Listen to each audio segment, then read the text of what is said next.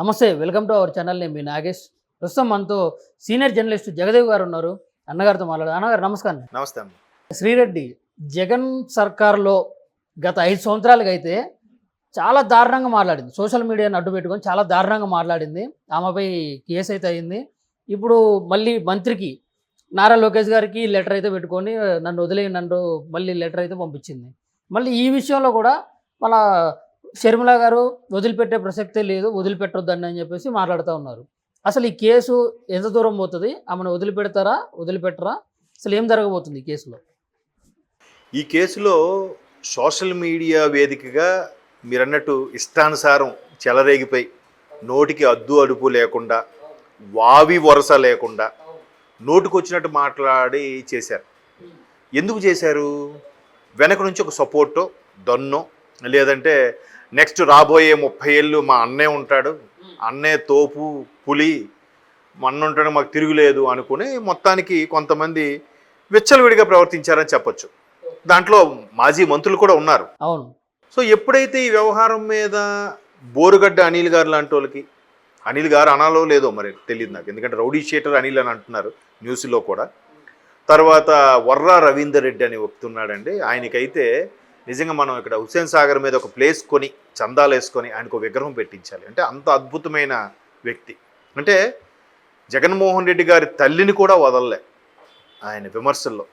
ఎంత దారుణము అంటే షర్మిల గారి పుట్టుక మీదే అనుమానంలాగా స్టేట్మెంట్ ఇచ్చారు. అవును, చర్చిలో దొరికింది మాట కూడా రావడానికి నాకు ఇబ్బందిగా ఉంది.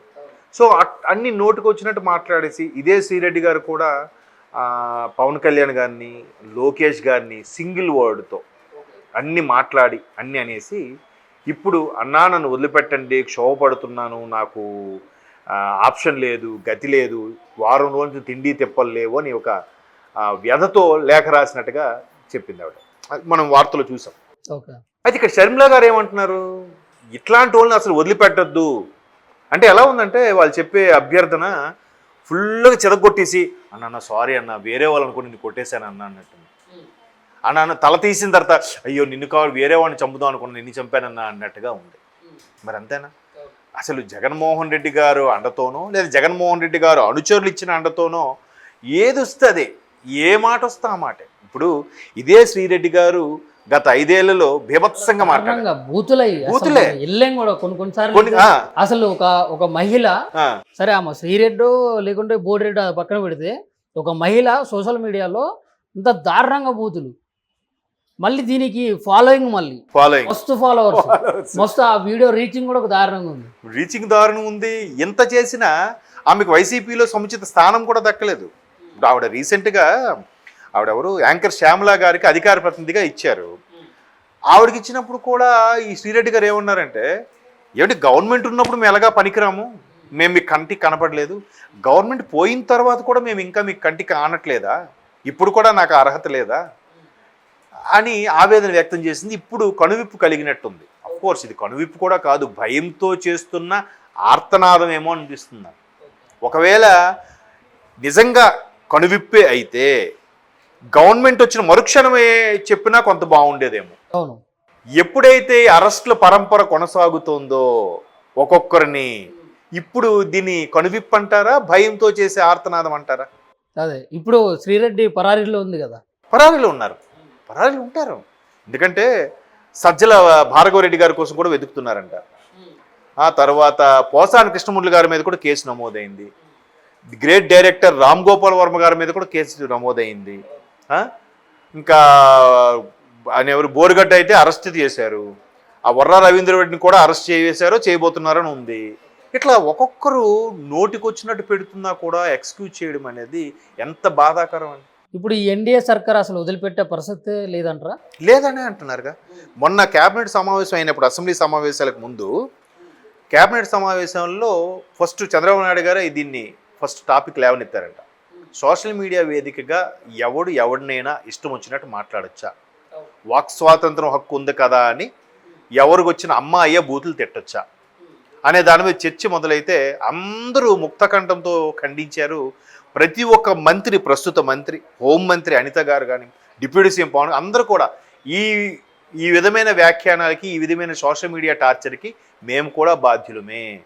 మేమే కాదు, మా భార్యని పిల్లల్ని కూడా వదలలేదు. ఈవెన్ అనిత గారి పిల్లల్ని కూడా వదలలేదు. పవన్ కళ్యాణ్ గారి భార్యని పిల్లల్ని వదలలేదు, ట్రోల్స్ చేశారు.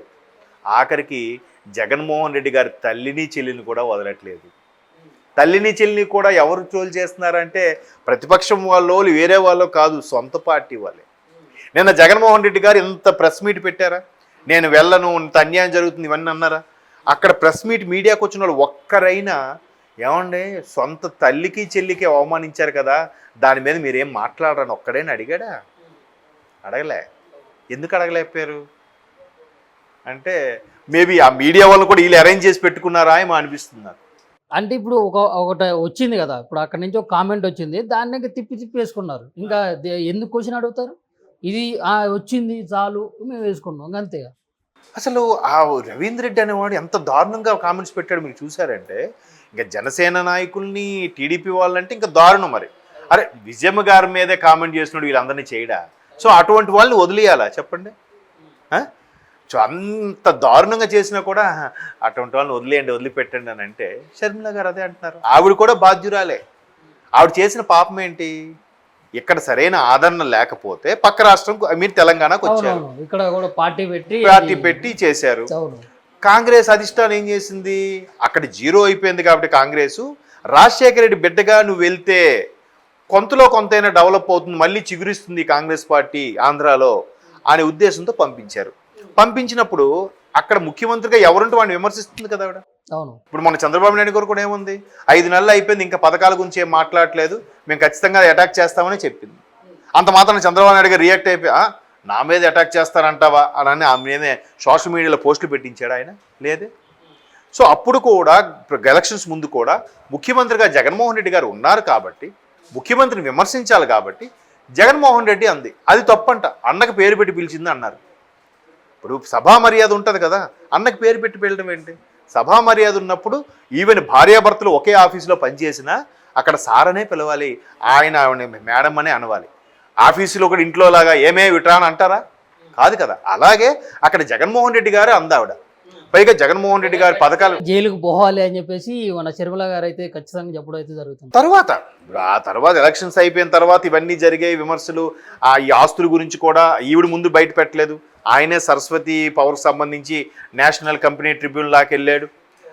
అవి చెప్పిన తర్వాత ఈవిడ ఓపెన్ అయింది. ఆవిడ ఇలా జరిగిన తర్వాతే వైవి సుబ్బారెడ్డి లాంటి వాళ్ళు, విజయసాయి రెడ్డి లాంటి వాళ్ళు అబద్ధాలు చెప్పిన తర్వాతే విజయమ్మ లేఖ రిలీజ్ చేశారు. ముందుగా విజయమే రాలేదుగా.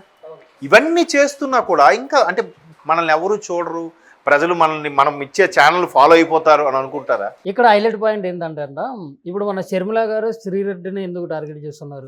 శ్రీరెడ్డినే కాదు ఆవిడ ఉద్దేశం, వర్రా రవీంద్ర రెడ్డి లాంటి వ్యక్తులు కూడా ఆమె పుట్టుక మీద విజయమ్మ గారు లాంటి వాళ్ళ మీద అవమానంగా అంత కామెంట్స్ పెట్టినా వీళ్ళు యాక్షన్ తీసుకోలేదు ఎప్పుడో, కనీసం ఖండించలేదు ఎప్పుడో. ఇలాంటి వాళ్ళని వదలకూడదు. మరి ఇదే శ్రీరెడ్డి గారు షర్మిల కూడా వదలలే. సో అలాంటప్పుడు ఎందుకు వదలేవు? ఇలాంటి వాళ్ళని వదలొద్దు. తప్పు ఎవరు చేసినా వదలొద్దు. ఆవిడిచ్చిన జనరల్ స్టేట్మెంట్, కామన్ స్టేట్మెంట్, అర్థమైందా? సో అన్నివన్నీ అనేసి సారీ అనేస్తే ఎవడు ఊరుకుంటాడమ్మా? అప్పుడు ముందు విచక్షణ లేదా?